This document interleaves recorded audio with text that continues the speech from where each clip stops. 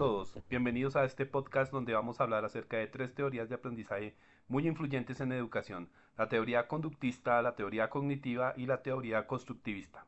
Analizaremos qué propone cada una de ellas, cómo se aplican en el aula y una reflexión sobre las ventajas y limitaciones de aplicación en la práctica docente.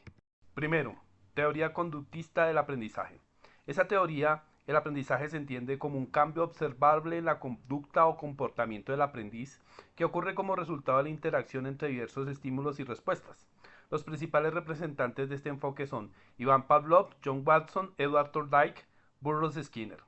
En este modelo el aprendizaje se fortalece mediante refuerzos, que pueden ser positivos como premios o reconocimientos, o negativos como sanciones o correcciones. También están los castigos positivos, cuando se agrega un estímulo desagradable como los llamados de atención en clase, y los negativos cuando se quita un estímulo agradable como quitarle el celular al hijo por ir mal en la escuela. Un ejemplo claro de aplicación del conductismo es cuando el profesor refuerza positivamente una conducta deseada. Por ejemplo, es común que en los informes periódicos de notas se reconozcan los mejores puestos y dar un reconocimiento adicional como una mención de honor o un diploma por la buena calificación. Esto aumenta la posibilidad de que el comportamiento se repita. También puede aplicarse el corregir conductas no deseadas, reforzando comportamientos adecuados en lugar de castigar directamente los incorrectos. En el manejo del comportamiento son comunes las sanciones por las faltas a los acuerdos de convivencia escolar por medio de suspensiones o pérdida del cupo escolar. Desde mi punto de vista, algunas de las ventajas del conductismo son que permite organizar el aula de manera estructurada, establecer normas claras, fomentar hábitos de estudio y mantener la convivencia, sobre todo en los primeros años escolares.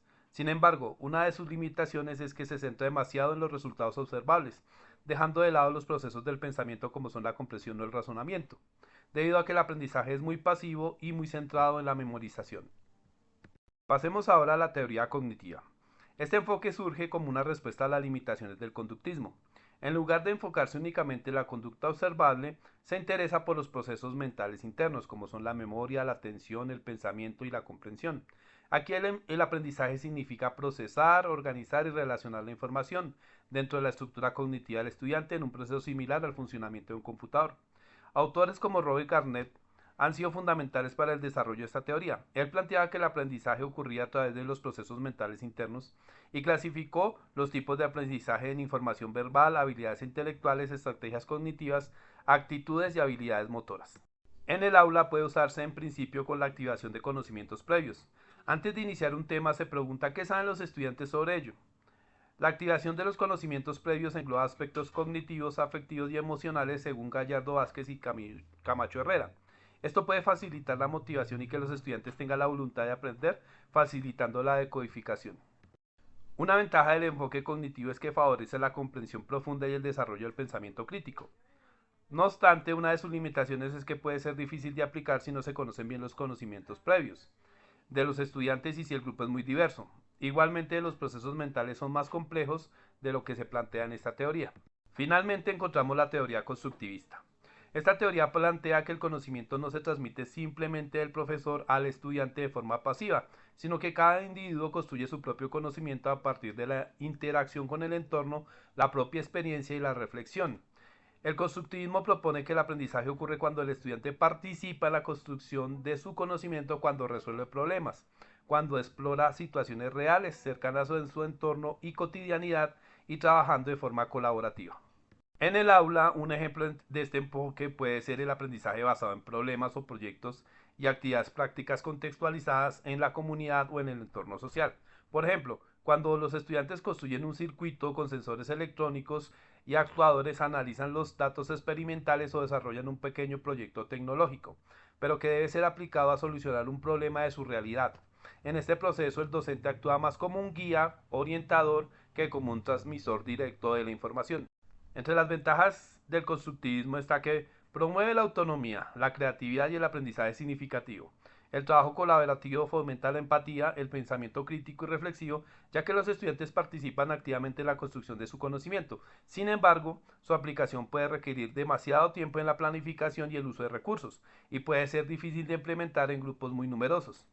Igualmente, la evaluación puede tornarse muy subjetiva y compleja, principalmente porque en la diversidad del aprendizaje hay condiciones, limitaciones, ritmos y tiempos que no son homogéneos en toda la población estudiantil. Es importante reconocer que ninguna teoría por sí sola explica completamente cómo funciona el aprendizaje y que cada una puede tener su momento oportuno de aplicación. En la práctica educativa, los docentes pueden combinar diferentes elementos de distintos enfoques dependiendo de los temas, las etapas del desarrollo y sus propias metodologías. En mi experiencia dentro del aula utilizo las tres teorías de manera complementaria. Por ejemplo, aplico principios conductistas cuando establezco los acuerdos del aula apegados al manual de convivencia y utilizo refuerzos positivos para motivar la participación de los estudiantes. También aplico el enfoque cognitivo cuando intento conectar los contenidos nuevos con los conocimientos previos del grupo y organizo la información de forma clara para facilitar su comprensión por medio de presentaciones dinámicas, videos, estudios de casos.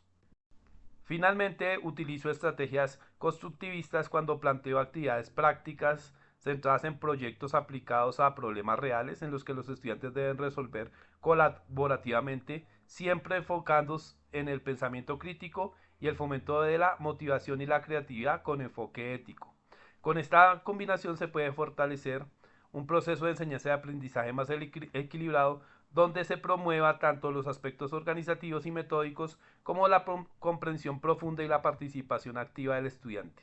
En conclusión, las teorías conductista, cognitiva y constructivista representan diversas formas de entender el aprendizaje, pero que todas aportan herramientas importantes a la educación. Se deben comprender esas teorías para que los docentes puedan mejorar su práctica docente y puedan diseñar sus ambientes y experiencias de aprendizaje más efectivas y motivadoras para los estudiantes. Muchas gracias por escuchar este podcast.